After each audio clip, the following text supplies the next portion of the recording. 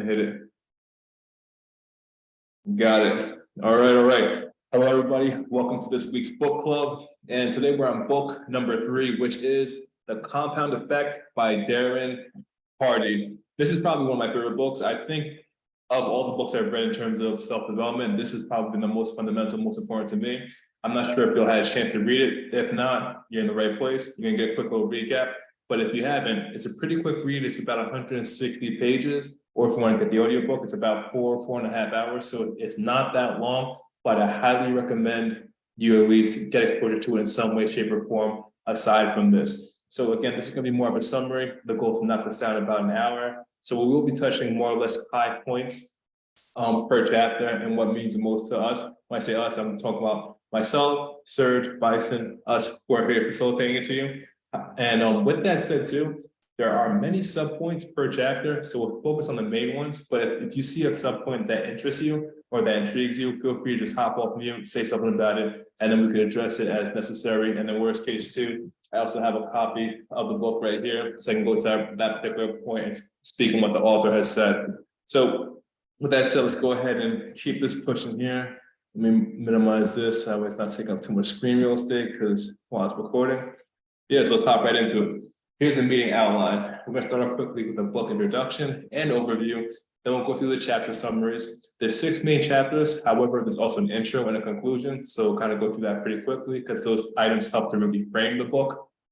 And then we'll talk about the key takeaways from our perspective in terms of what probably will give most value to the most people, like from an aggregate point of view. However, feel free to insert your own. We're only going to focus on 5. And then lastly, we'll open the floor to some Q&A and or even just comments before we hop out of here. And then lastly, we have reminders and closing remarks. Closing remarks will come from us. There were no reminders from any of the admins. So I just leave that particular slide. And yeah, just go ahead and take it from there. All right. So the compound effect, intro and overview. All right, so here are the book contents and outline. As I said earlier, we start with the introduction. Then we talk about the compound effect in action. We speak a little bit more about what it is and why it's important. Then we focus in on choices, habits, momentum, influences, and acceleration. And these are all core parts of the compound effect as the author describes it. And it'll make more sense as we go on. So starting off here with the introduction. So the book basically is about success and what it really takes to earn it. And specifically, it focuses on like the small actions day in and day out that are easy to do, but sometimes overlooked. And that's actually a quote by Jim Rohn, who's also one of the author's mentors. But the important part here is it talks about like more or less not looking for instant gratification, but doing the work day in, day out. Alex Hormozi, some of y'all aware of him, he talks about 100 primary actions for 100 days to see results because the goal is to really get the momentum going. And then from there, you'll start to slowly gain traction. And that's when the rubber meets the road.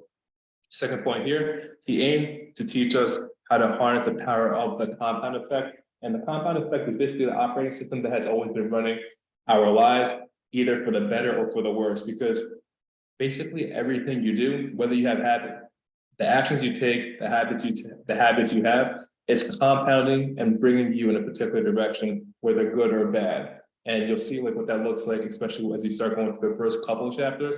But it's key to remember that the compound effect is always in motion. So this is why, I mean, not to get like a little bit corny here, but I'm sure you guys have seen little cartoons of you have like your conscious, you have a devil on one shoulder and an angel on the other shoulder. And that's basically good decisions or bad decisions. And every time you choose a good decision, it compounds you and moves in a particular direction. The same thing with bad decisions. And every single decision counts, which is part of the kind of like the emphasis on your back here. Every decision counts, but the question is going to be which way you want to move. And you don't need to be perfect, but you need to be conscious about what you're doing.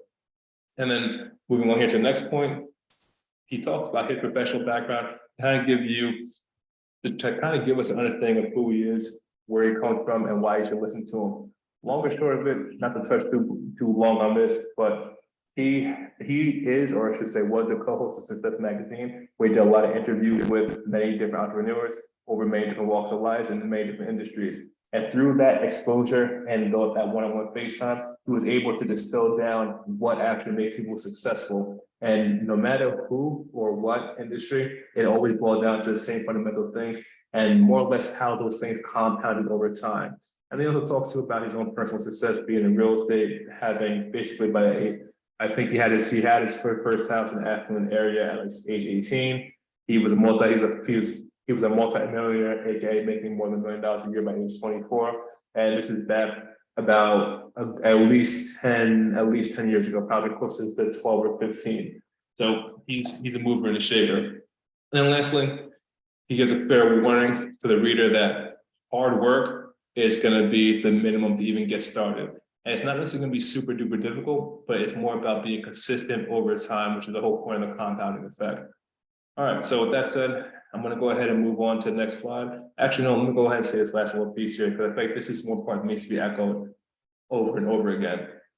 We typically don't need new information. We need a new plan of action, because almost always we know what to do, or at least have heard or been exposed to what to do relative to our goals. The hard part of doing the small things day in, day out to make sure that you achieve those small tasks and milestones day in and day out that moves you towards that goal. And that's going to be echoed throughout the book. All right, so chapter 1, the compound effect in action. So here he starts off by talking about slow and steady wins a race.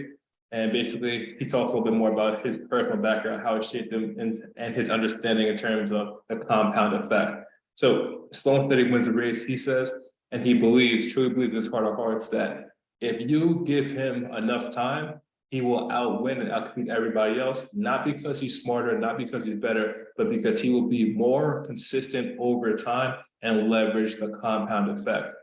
And when he talks about his own personal background, basically his parents divorced when he was about 18 months old, and then he was raised by a single father. And basically since early middle school, like what he could remember, he would always be woken up at 6 a.m. by the sounds of his father deadlifting in the garage, which was right next to his bedroom. And he's like, you can set your clock by the time by his father's workouts regimen, because he was always so exacting. And his father was leveraging the compound effect, whether you knew it or not. And that really started to instill in him what it meant and what it took to be successful. And then also different things too, from the different chores that his father made sure that he was doing. His father was a football coach, and he was really hard on his students, and I should say student athletes. And with that said too, it rubbed off on Darren in a particular way. And he just started literally and figuratively scheduling and changing his life to make sure that he was getting shit done, like almost like an obsessive goal achiever. So anyway, that's his background. And he was able to see how that over time, and also with the interviews, how it kind of coalesce into the compound effect and how it actually makes people better over time. And it's something anybody could do. Moving on here to these next couple of points. So you haven't experienced the payoff of the compound effect. And typically what he means by that is most people, they may take 1 or 2 steps forward and then they take 1 step back, so on and so forth. And basically it's about consistency over time here. And when we start talking about like what those steps look like, there are small, smart choices plus consistency plus time, and that equals a radical difference. And that could be illustrated in like his example of the magic penny. The long and short of it in the book, he goes on to give an example. What would you rather have? Would you, and this is a question that those of us here on the call, would you rather have $3 million up front or a penny that doubles for 31 days? And for those of you who read the book or aware of this, let's just say proposition, you know the answer is the penny that doubles for 31 days. But the reason is why? And let's go ahead to the next slide and just kind of show what that looks like. So essentially, day 1, you have a penny, day 2, you have 2 penny, day 3, 4, and it's literally growing at a snail's pace. What you notice here, even by day, the first week, you only have 64 cents. The second week, you only have $81.92. But the important part is the fact that it's compounding. The penny is doubling every time and it compounds on itself. So by week 3, we'll just go straight for day 21. You're at the person now at $10,000 and change. Week 4, day 28, they're actually at 1.3. And you can kind of just see how it happens, because 10,000 turns to 20, 20 to 41, because I'm not counting the change here, 41 to 83, 83,000 to 167, 167 to 335, and so on and so forth. And you see as a penny doubles each day, day 28, you're actually at 1.3 billion just from a penny doubling each time. And the only reason why this works is because it's consistently doing the work over time. Yes, it's doubling. Yes, that's a little bit of an exaggeration. However, this is just to illustrate the point of the compound effect. By day 29, it's at 2.7 million. By day 30, it's 5.4 million. And by day 31, it would be 10 million and change. And that's the power of the compounding effect illustrated in a particular way. Actually, there's a pretty cool hustle that you could do with this, literally and figuratively. You could just do something like this with friends at a golf course if you play golf, because it's 18 holes in golf. If you're good at golf, you want to hustle your friends, you'd be like, hey, you know what? I just want to play for fun, nothing too crazy. Just, you know what I'm saying? We'll just bet $1 and we'll double every hole. Or you bet $10 and double every hole. And you can literally use the same kind of compounding effect. So by the end of the game, the holes will be worth like 10, 20 grand, depending on what you start off with. But anyway, that's the magic penny, and that's the example here. I'm gonna go on because of limited time. I'm just gonna focus on maybe one or two more things here, and then move on to the next chapter. A very important part of this chapter are the three friends. Basically, take three friends. I forget their names, so you probably never remember them anyway. But basically, there's three friends, all married, and they all are actually plotting down the same life path. So they're all, let's just say they're all married, they all work the same kind of job. And here's the thing, to illustrate what compounding looks like, one of them says, I'm just gonna stay the same, do the same thing I've always been doing. One of them says, you know what, I'm just gonna do a little bit better. So I'm just gonna remove 125 calories from my diet each week. And then the person number three is like, you know what? I want to live and enjoy life a little bit more. I'm just going to add 125 calories per day. 125 calories is very small. It's like literally let's just say 1 cup of cereal, or maybe one mixed drink each night, because you decide, you know, I'm just going to live a little bit more, maybe have or a couple glasses of wine, depending on how big a glass of wine you pour. So basically, they plot what this looks like and what the changes, and they do it both in terms of, let's just say, consuming that extra 125 calories, but also doing other things too that are positive. Reading 10 pages of a book each night, or listening to your favorite audio CD or audio podcast in terms of getting better. We're just gonna focus on the calorie aspect. So you take these three people, one person doing everything the same, one person who's adding 125 calories per day to like the typical lifestyle, not that much, and one person who's trying to be a little bit better and removing 125 calories. Basically, over time, because compounding, especially in the beginning, it's very, very small. So in the first 5 months, there's literally no difference. The difference would be a rounding error of 0. However, after 12 months, still really nothing. 24 months, you start to see changes, but nothing too crazy. Measurable, but nothing too crazy. But here's the thing, by month 31, all of a sudden, the person who added 125 calories per day to their diet is now 30 pounds, a little bit more than 30 pounds overweight. The person who removed it from only 125 calories per day from their diet, is now 30 pounds less. And then the book kind of goes through the math, because it's 3,500 calories in a pound.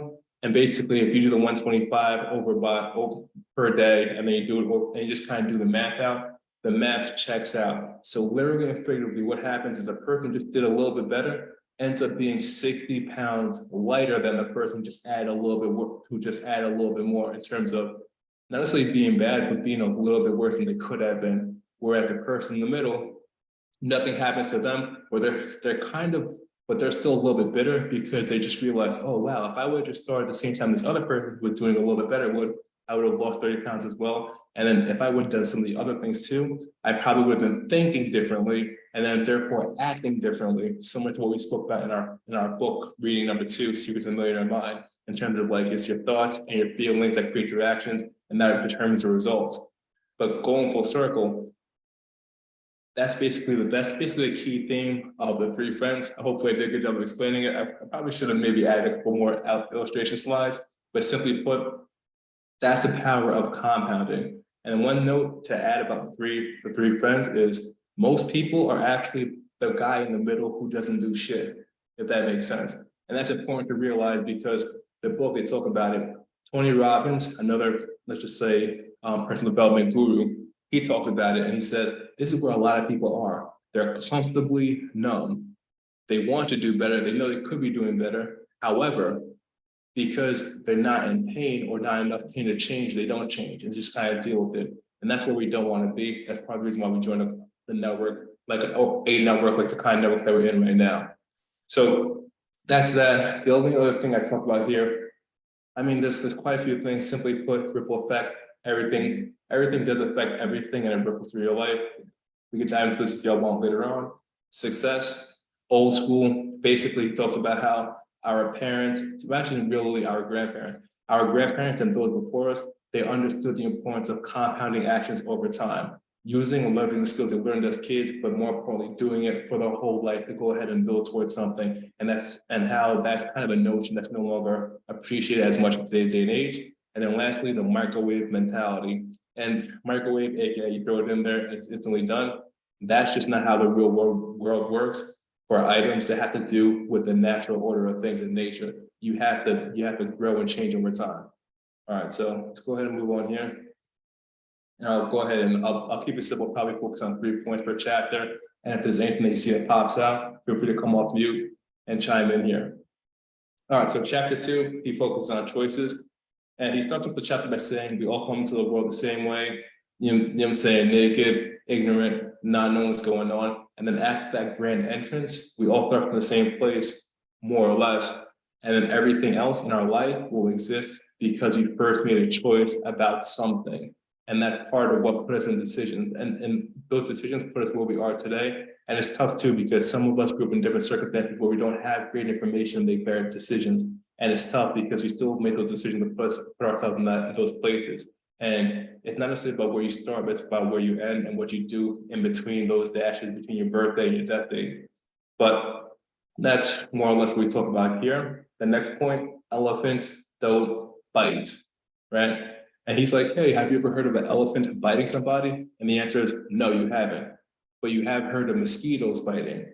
And it's very similar to like that one quote, death by 1,000 cuts or little slits, whatever the case may be. That's what kills us. It's those bad habits over that, because again, we're compounding positively or negatively based on our decisions. So it's those decisions where we know we could be doing something better, or we know we should be doing what we're doing, or we know we should be doing something, or we stay on the couch. It's those over time, those are that accumulate into the big killers. It's not necessarily like that one big incident. And that's what's meant here by elephants don't bite. Thanksgiving year round, he goes ahead and talks about this a little bit more in terms of like just the small things of what some people, specifically some of the men that he talks about, were doing relative to their marriage, and how basically it's easy to blame your partner or spouse in your marriage. However, not many people look inside, and these small things they were doing to neglect here and there put their marriages on the rocks. And simply put, actually, well, you know what? That is part of this particular one. Well, for Thanksgiving year round, there's 2 things. The first one that's more specific to this particular item is he just started doing something where he compounded and focused on his particular life. Specifically, he wrote down and kept a Thanksgiving journal where every day he'd write down what he admired about his wife and really look for the positive things he could just put down in the journal. And he did that for 365 days, and then gave it to her on Thanksgiving. And she said, or maybe he gave it to her on her birthday, I forget exactly, but the important part is his wife thought it was the best gift that she'd ever received. And that was the same year he had bought her a BMW. And by him being focused each day on seeing the different things that he could write down in this book that taught her positively and focused on the positive, he compounded that affectionate, building that affection and passion for his wife, and he fell in love with her all over again because he was able to see the nuances in her nature. And this is just something that he would have just like, it just would have been easy to sweep under the rug. But that compounded and changed their marriage. Yo, I want to chime in a little bit on this before we go too far. Just yesterday I was watching a video, and one of the guys came in and he was talking about a lesson he learned from Andrew Tate and Justin Waller. All right. And I'm going to actually post it on the chat later on, but you know, he said he has a goal board in front of him. But one of the things that he started doing after listening to Jay Waller was he moved all of his goals to the left and side of the panel, and he started writing what he's grateful for, right? Because he had a major success. He made about 21K in a transaction, but for some reason, his mind was automatically gravitating to all the negatives. It was automatically saying, you know, I'm not worthy, I'm not doing enough, XYZ. So by him moving his goals to the side and constantly being focused on what's next and what's tomorrow, he actually started to hone in on the things that he has accomplished, right? So that's kind of what came to mind as you were saying that. I think it's just as equally important for us to keep top of mind the things that we've already accomplished. Well said. And it's funny too, because like while I was on break over this last week, reading, like I probably read this book like maybe 7 or 8 times. Well, one time a physical book, but maybe 6 times just listening to it over again, because it's probably one of my favorite books. But I still have to say this. He talked about when gratitude journaling. That's what I'm saying to you. That's what I'm saying to you. But here's why I bring that up though. It's something that very similar to what you just said, Bison. I was going through the same thing. So I was like, yo, you know what? My 9 to 5, it's good. My teammates want me there, so on and so forth. But I'm looking at Fresh. I'm looking at Andrew. I'm looking at Jawad. I'm just like, yo, I need to be out there doing this and the third. And sometimes it makes you less grateful for what you have right in front of you. So I've been literally focused on just that. So instead of applying to my spouse like he was, I've been applying it every day to my 9 to 5. So now it's even changing how I interact and look at my work. And this book is legitimately for 150 pages. I think with all the interviews he did, there's so much gold in here that it's actually, even like these first 3 books, I would rather just study like a handful of books than like read a shit ton of books. But these books are gold. Anyway, let me go ahead and get through these here because I know we only have about half an hour left. But thanks for chiming in, Bison. I appreciate you. All right, so let's see here. What I let me see what is actually worth here. I think the most important part of this particular chapter 2 is the scoreboard. And he talks about whatever it is you want to get good at, you have to track. And not necessarily get good at, but whatever you want to improve. Because if you want to improve it and you haven't made progress, it's because you're not tracking it. And if you're not tracking it, you can't monitor it. If you can't monitor it, you can't manage it. So you have to track. And basically he spends like this, half the chapter is about tracking. I think it's it's probably the most important thing. Me personally, again, after restarting reading this book again, start tracking my sleep time, my wake up time, and we'll talk more about book ending days later on as well. But I just started tracking those 2 items: sleep, wake, morning exercises, because sometimes I let that slip a little bit. And then also getting in front of my money, both in the morning and the evening, just to see like what's going on, my transactions, because like that's really what's most important to me as I move forward in the game of life. So tracking and specifically making sure it's consistent and also very, very, I don't want to say, what's the best word? Diligent. Let's see here. And as you can see here, money trap, it's just like, he talks about like money escaping your pocket. Now people don't realize that a $5 coffee each day, especially if you do it over years, is like literally and figuratively. Because when you consider the fact that $5 being spent, if you invest it and you get 8% interest over the course of, let's just say 20 years, it's the equivalent of 50 grand or a Mercedes Benz. And how you're robbing yourself instead of just buying coffee, baking it at home, so on and so forth.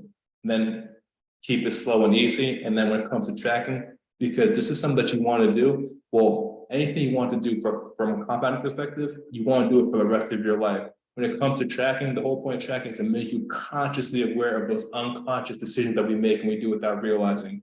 And then lastly, the unsung hero, which again is a form of tracking, but I'm not going to go ahead and just dive too deep into that. And lastly, and probably most important, is time is of the essence. And to illustrate this, he kind of gives an example of compounding in terms of putting money away into the stock market. You have a friend, they're 25, she starts putting away money, $100 a month, and she only does it for 10 years. And then you decide to wait, like, let's just say 10 years, 15 years, you start when you're 35 or 40. She could put it in for 10 years, and because of compounding, her basically whatever she end up with is still going to be X amount more than the person who puts it in for maybe twice as long, who starts later, because the money had more time to compound. Again, the details are in the book. I'm not going to get too crazy or too deep into it. But as far as, I think, well, let's go to the next slide, because he talks about getting lucky, and let's just talk about what that looks like in the context of this book. So his formula for getting lucky is preparation, right, which is your personal growth, attitude, which is your belief and mindset, plus opportunity, a good thing coming your way, plus action, aka identifying the opportunity and then doing something about it, will equal luck. We all are lucky. And you talk about this, basically, if you're born here in America and you're one, alive, right side of the dirt, two, you have food to eat, and then three, you have people in your life like who love you and care about you, you're rich already, and you're already lucky. Because Kate says this all the time. Some disease could steal your eyesight. You could have been born with one arm. You could have not had one. You could not have both your parents. We're all lucky, but it's about shifting your perspective and then realizing what you can do to be more lucky. And also, Alex Hormozi, he has this quote about volume negates luck. That's something we can talk about later. And I think his book, $100 Million Offer, we'll go ahead and I'll confirm with both Bison and Serge, make sure that's something we want to do for the next book. But I think that might be a good book to do because he's actually getting ready to come out with the next book in the series, $100 Million Leads. And I think with all of us wanting to make money, the entrepreneurs, Alex Hormozi is definitely somebody that we should keep an eye on for sure, even if just pulling value for us to use. But let's move on to chapter 3 here. All right, checking time, 2:33. Okay, I'm doing pretty good because we only have 6 chapters to get through. All right, so you know what? Let me go ahead and pause here because we're basically almost halfway through. Questions, comments, concerns. I know I'm talking kind of quick. Hopefully, I'm talking clearly. But the goal is to make sure I touch on these key points and keep it moving. So, how we doing it? Questions, comments? I do see some chats. Anything in the chat? Any questions or just comments in the chat?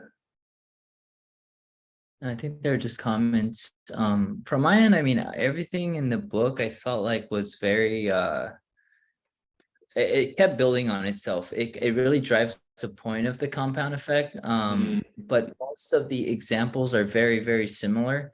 It's interesting though how like your habits really is the thing that make you or break you, basically. Like at the end of the day, it all comes down to your habits, whether they're good or bad.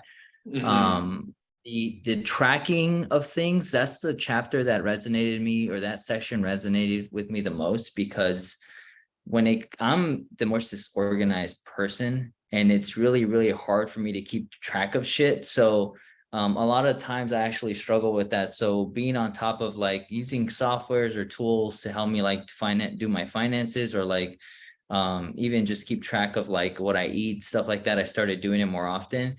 It makes things a lot easier because then my mind's just not all over the place, and I could like stick to a schedule. Once I develop the habit of sticking to the schedule, that's when it just becomes routine for me. And the moment something's routine for me, it's the easiest thing ever. I never have to think about it. And that's like the best for me, I feel personally. For sure. And that's the goal too, because again, that's why it's so important to consciously choose your habits. So by the time it's on autopilot, you know it's bringing you toward where you want to go and you actually feel good about it. But think about, he talks about like just how many habits, and we'll talk about later on, just different things that we picked up, whether it's from different associations. He talks about like where we get our programming from. We'll talk about that in a bit, but thanks for chiming in, Serge. And that was a perfect segue into chapter 3, habits. Perfect segue. And so he opened up the chapter, like as you can see here, there's too many bullet points for us to talk about each one. But I'm going to talk about the first one because it goes right back to what Serge was just adding and talking about.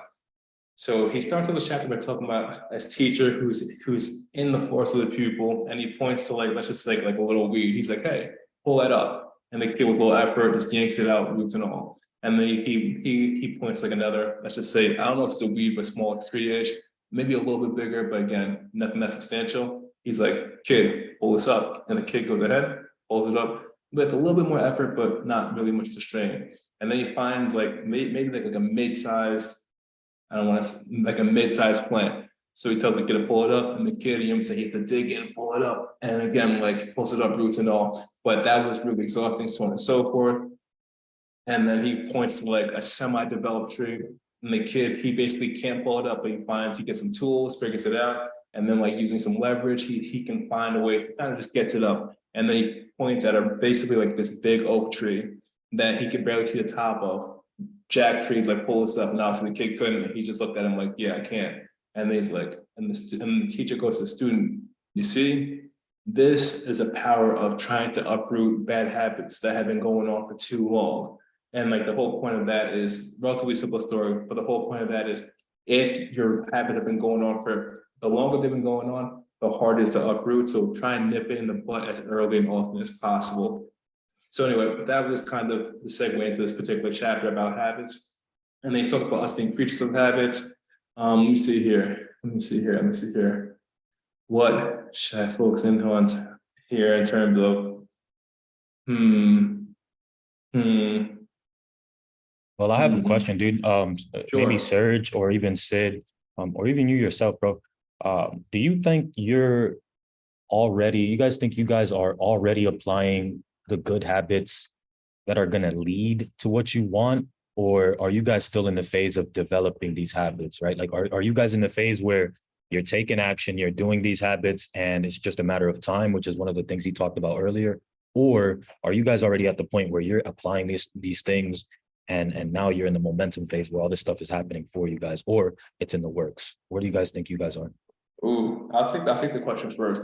I think it's one of those things where the more you learn, the more you realize, damn, I could have been doing this better. And then you have to slightly change it, which is why like I feel like learning is like is kind of like a catch-22. Because the more you know, ideally the better you'll act. But if you know better and you're not doing better, that right there, especially if it's something that's like one of your core values, it makes you uneasy, and it's one of the biggest causes of stress. So I guess to answer your question simply, I know where, like, for instance, like when it comes to fitness, that's probably why I got into fitness. Like when I was getting into fitness, I discovered this book, and that's why I have like such good foundations and fundamentals that come like let's just say the different items of wellness. But when it comes to money, I have tried to apply this to money, but I didn't have the best information. Because I didn't do this, like I didn't do the kind of due diligence I needed, like where I did for fitness per se, which is part of the reason why I am where I am.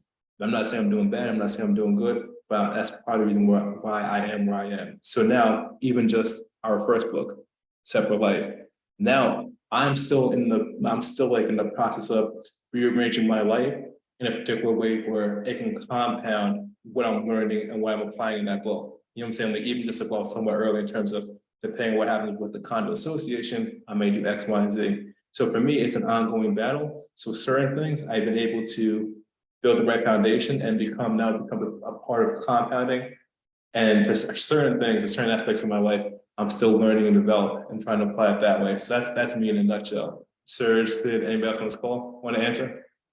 Yeah, I mean, I agree with you 100% about it being ongoing. Like, I think I have a good set of habits right now. Like, in terms of how I start my days, I'm always waking up early, like starting the day with exercise. I have good eating habits, sleeping habits. So I've completely locked in on my health, at least. I feel like locking in on my health allowed me to have the right mental clarity as well as physical energy to tackle everything else.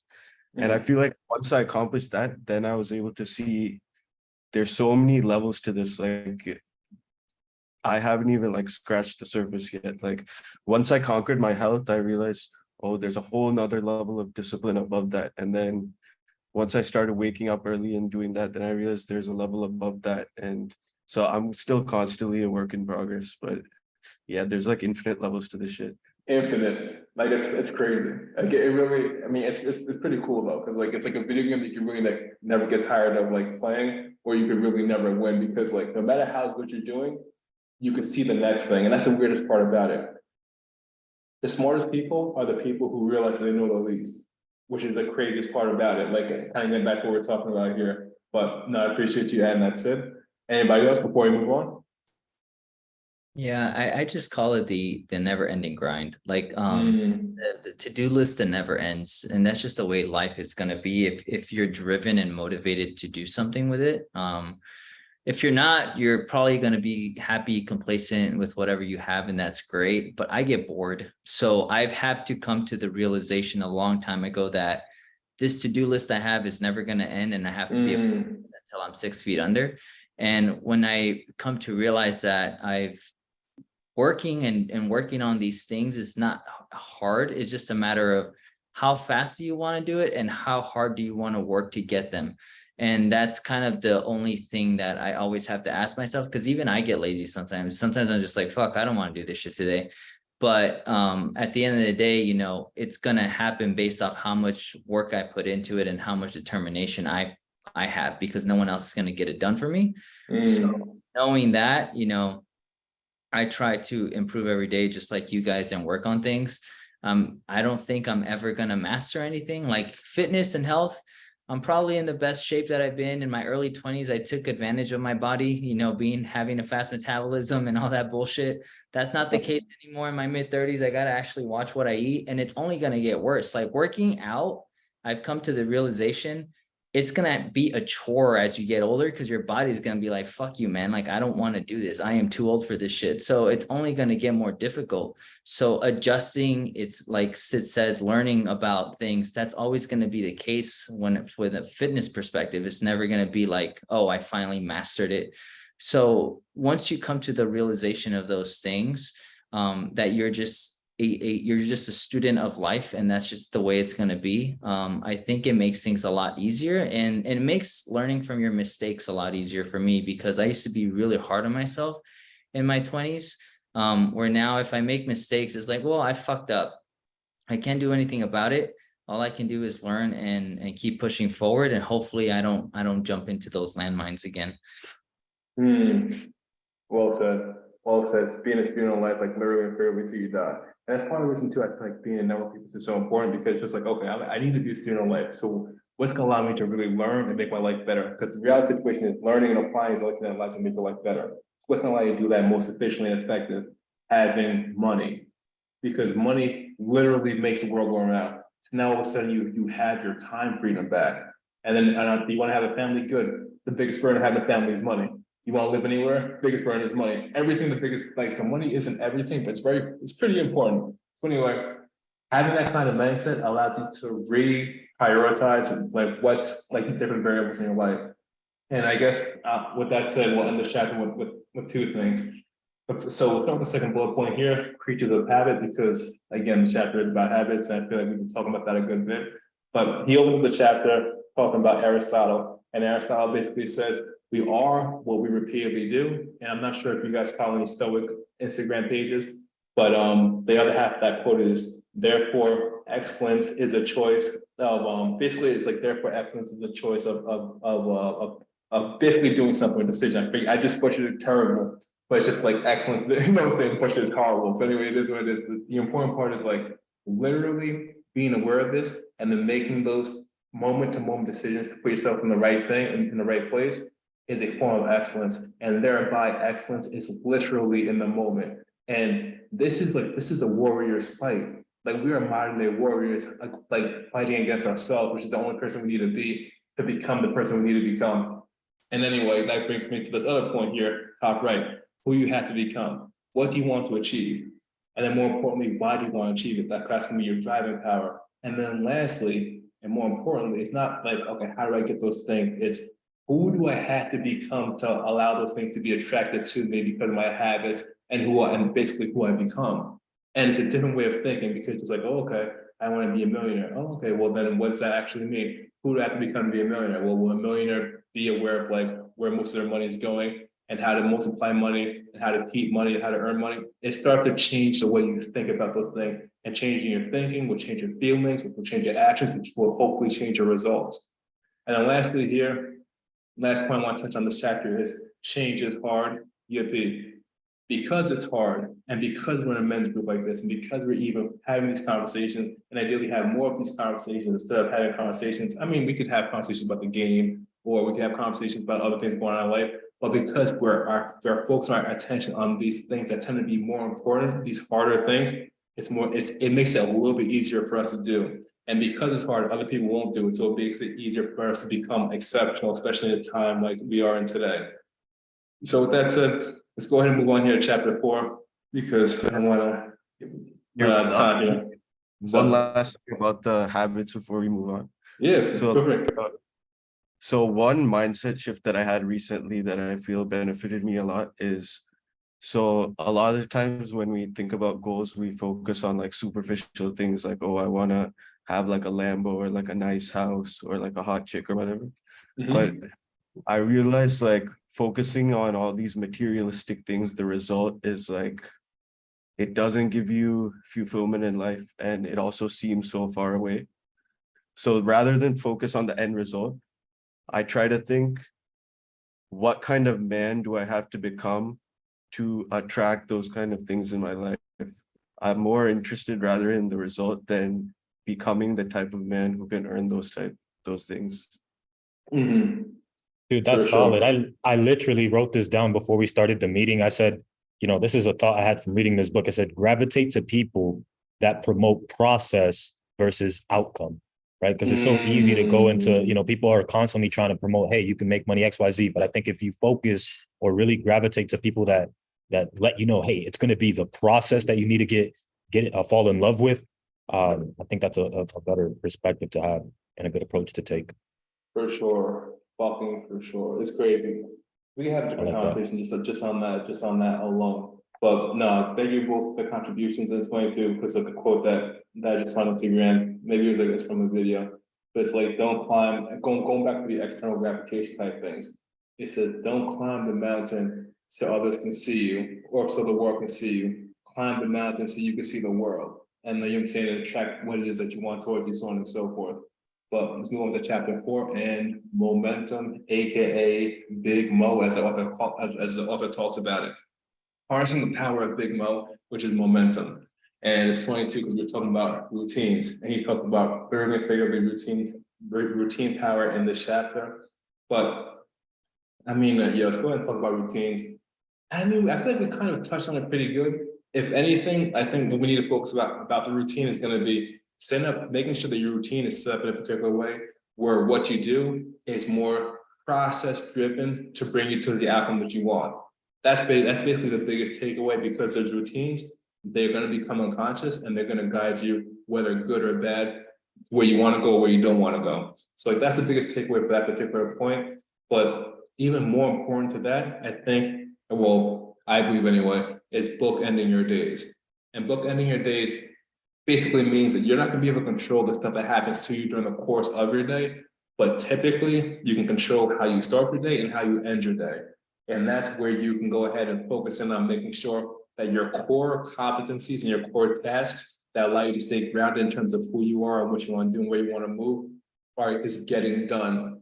So bookending your days, he goes into some examples there. Like that's probably one of the key takeaways from this particular chapter.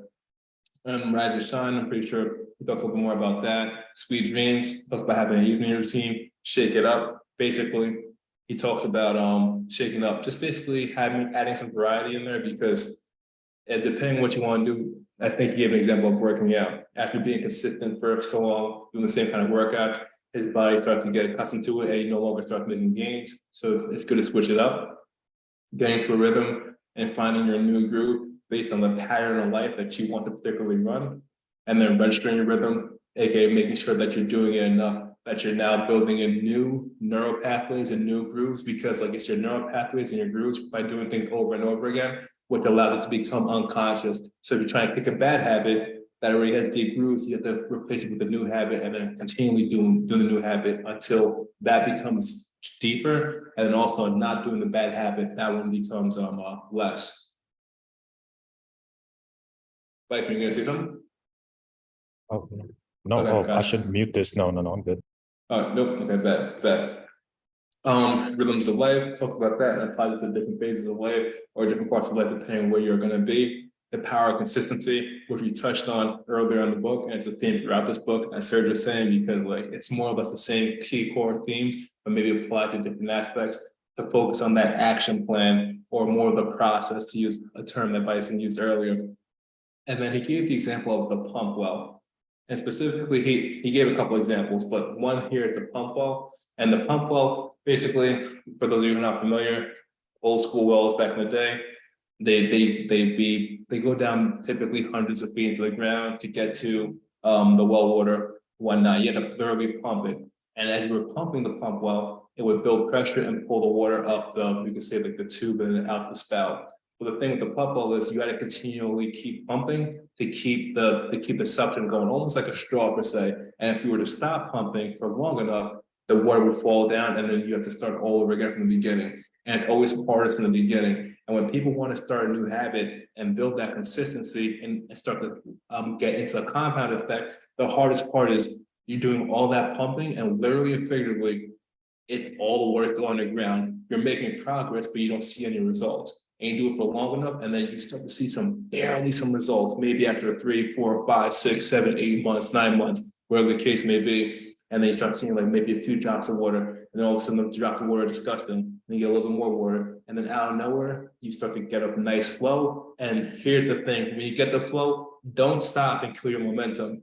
You have to keep pumping. However, it'll be easier for you to get more water out of the wall with less pumps because the water has been pulled up from where it was within underground. So anyway, that was a point there. He's like, do not be consistent in terms of the pumping. It's gonna be hard from the beginning till you get traction. And when you get traction, you can pump less and get more out of it, because that's when you actually have momentum. That's the power of momentum. But it's easy to lose momentum. You take off for 2 weeks after crushing it, you might lose some momentum. You might, so on and so forth. I'm not gonna be a dead horse. You guys get the message here. But like that was the whole the pump ball analogy that he spoke about.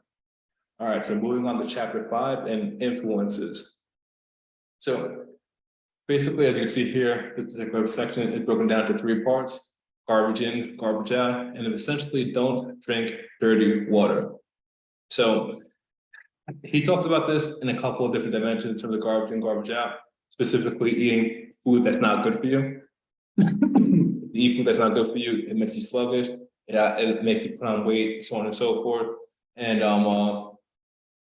that is obviously bad for you, but you have some control there, because even if you're unconsciously eating bad food and whatnot, you still have to take the food and put it in your face. He says he wants people to focus on basically what is in their immediate environment and what they ingest from a mental standpoint as well, because that is something that just seeps into you. You can't really control it because you don't have to actually put it into. It's just, if it's in your environment, it seeps into you. And he called that dirty water, specifically.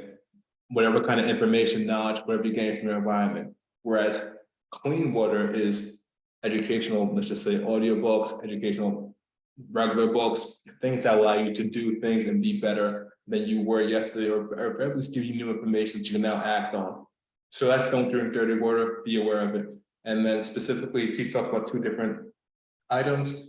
Put yourself on a media diet, because he talks about basically how media has been sensationalized, because our minds and our brains are wired for us to survive, not for us to be happy. And because of that, when we hear bad news, specifically like these, he called them salacious headlines and whatnot, that's just meant to grab our attention and fear monger about the world, your brain pays attention because its only job is to keep you alive. So we actually focus more on that. And again, where your attention goes, energy flows. So you need to be on a media diet and redirect that mental attention towards what you do want, where you want to go, and the process, basically executing the actions that in that process will bring you where you want to go.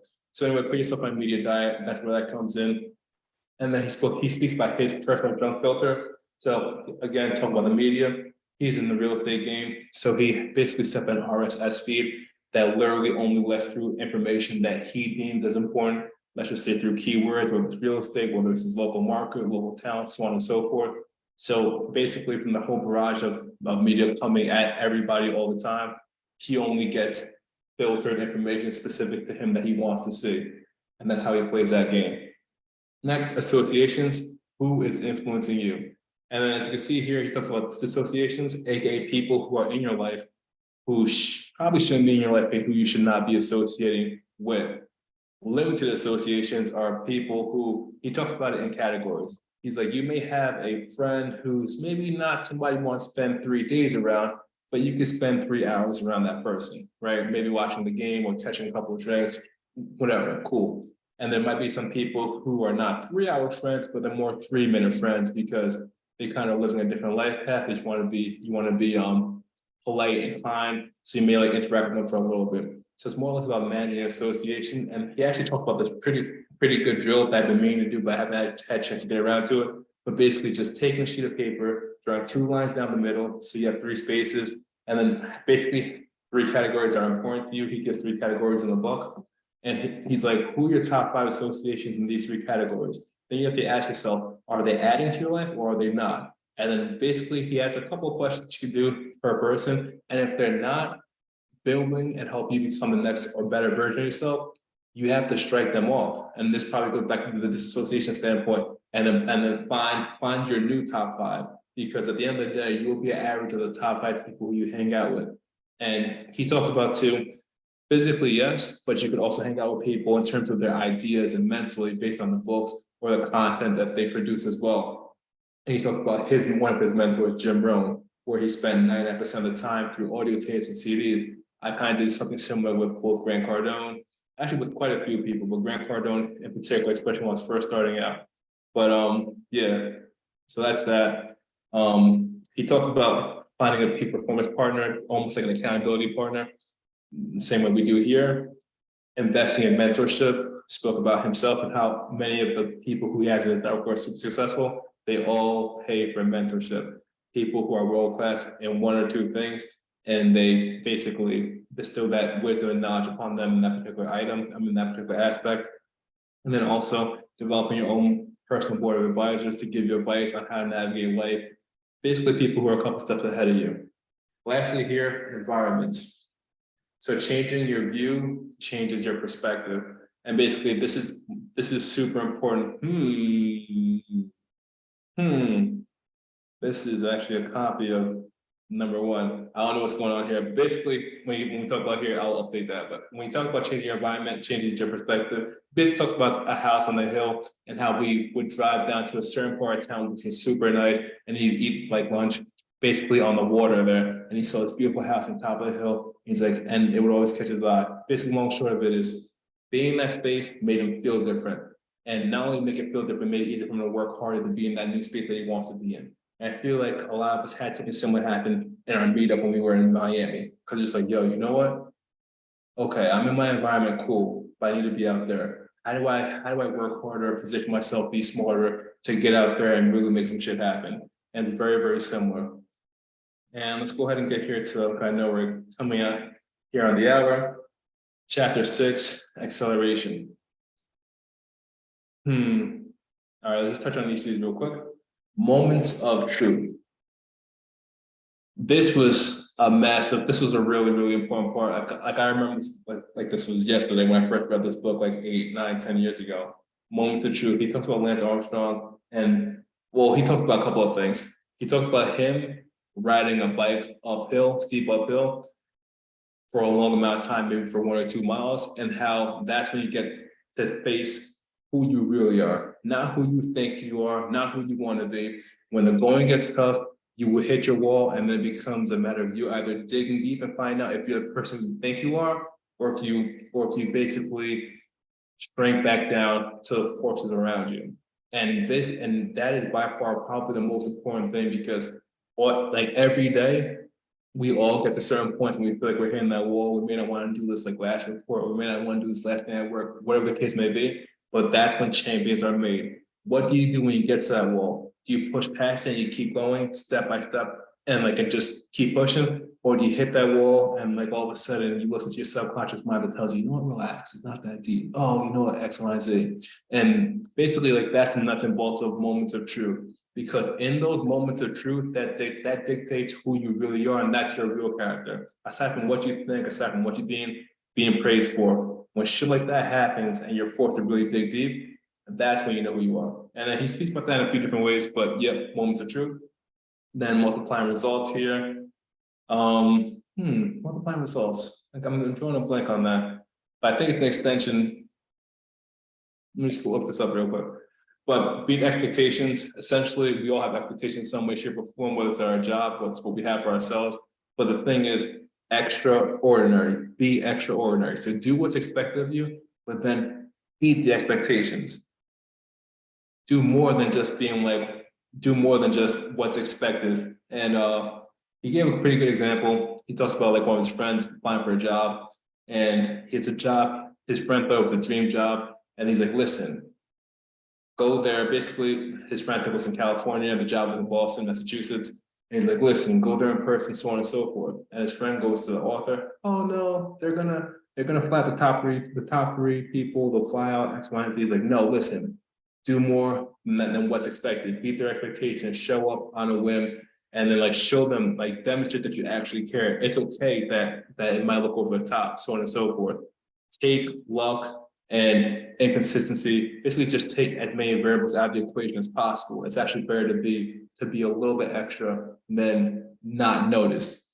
Basically, the friend did not listen and he did not get the job. But that was just one example of literally and figuratively doing your best to beat expectations. And he talked about that in a few different ways. And yeah, I don't know. I think that was briefly. But that's it in a nutshell when it comes to the compound effect. I did not do it. I mean, this was a great call. And I think we those of you who came off mute added some good value to obviously the conversation in the book. And even though this was a good call and hopefully ideally valuable for those of you here and whoever's going to be watching this in the future, there's no substitute for reading the book or at very least listening to the audiobook, because just exposure to the pure ideas, it'll probably hit you differently, and you may even take something different from what we've explained here that may or may not help you and help improve your life. But more than anything else, this is something that's happening. The compound effect is something that's happening whether you want it to or not. So you might as well become aware of it and then use it positively, because now you can't say you're ignorant to it. You know what I'm saying? So it's one of those things that's either going to be with you or against you. So Yeah, man, that's actually a funny thing you said. That is, your thoughts will either work for you or against you. And I got that thought after listening to Tom Wheelwright. He's one of the advisors for Robert Kiyosaki. And he said it in taxes, right? He said taxes could either work for you or against you.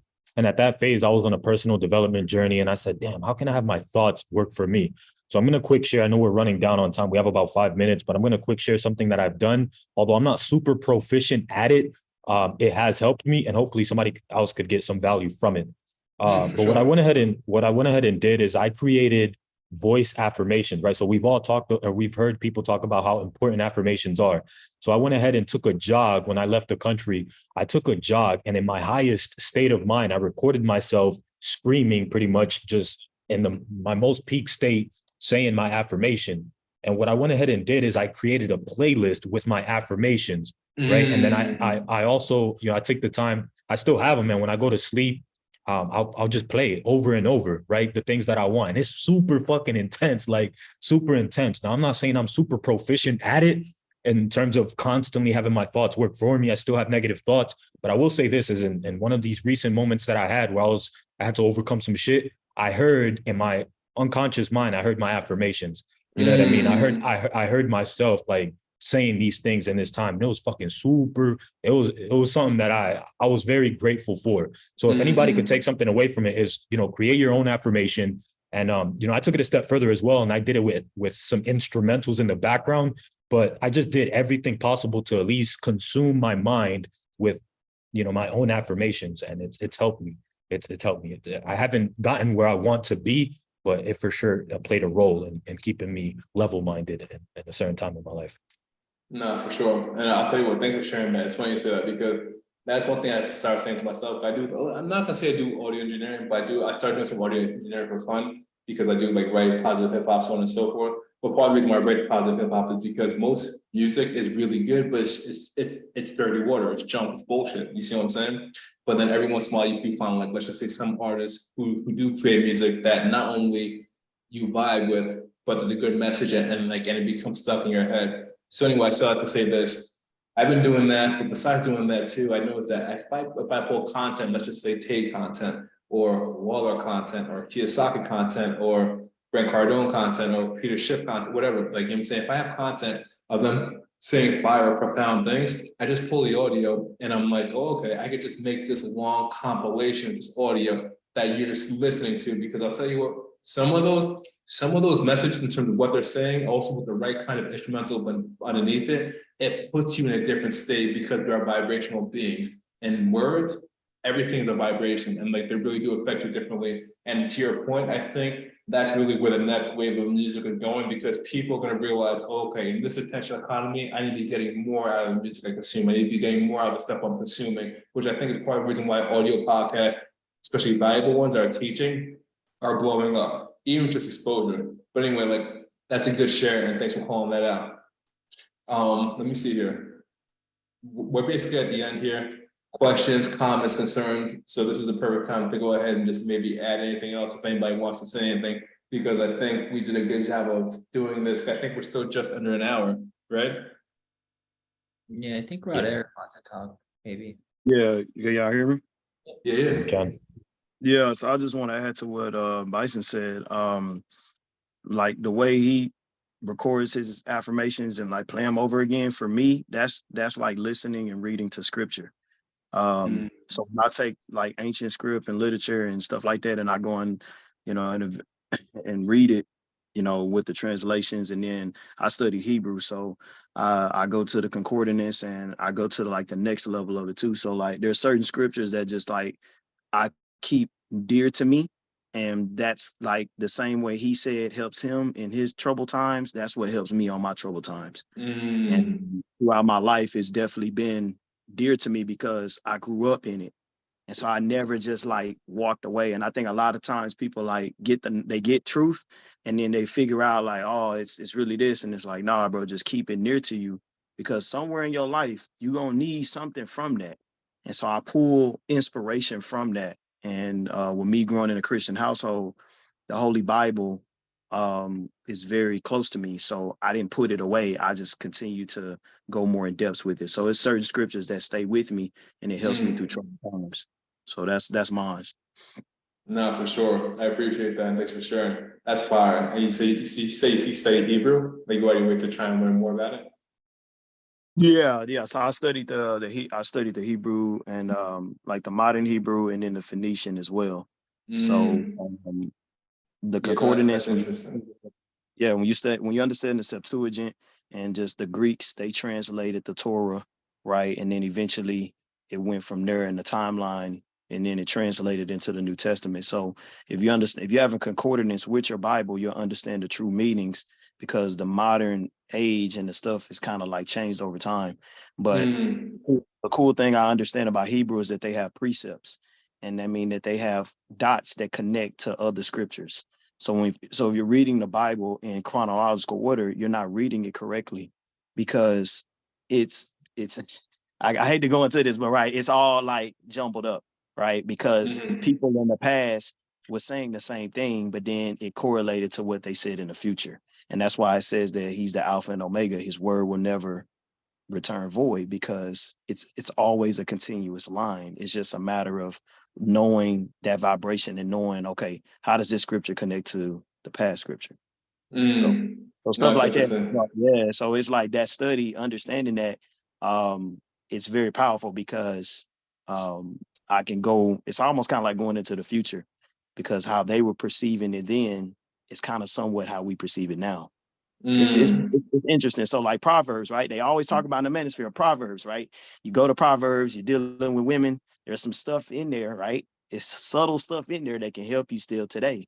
You just gotta uncover it, and connect Mm. it back. So yeah, No, for sure. Like, I think that conversation should be had like in a different space. But like, but that's definitely interesting. That's kind of definitely, fire. definitely, But bro. but Thank no, you. but no, for sure. Thank you for contributing and coming off mute. But all right, y'all. So I think we're ready to call this an end for this particular book club session. Anybody else have anything they want to say? Going Climb. once? Thank you, man. It was a good one. Thank you. No, for sure. 110%. All right, y'all. So let's go ahead and end it here. Look out, and so I'm gonna go ahead and connect with Bison and Serge. We'll decide what the next book is gonna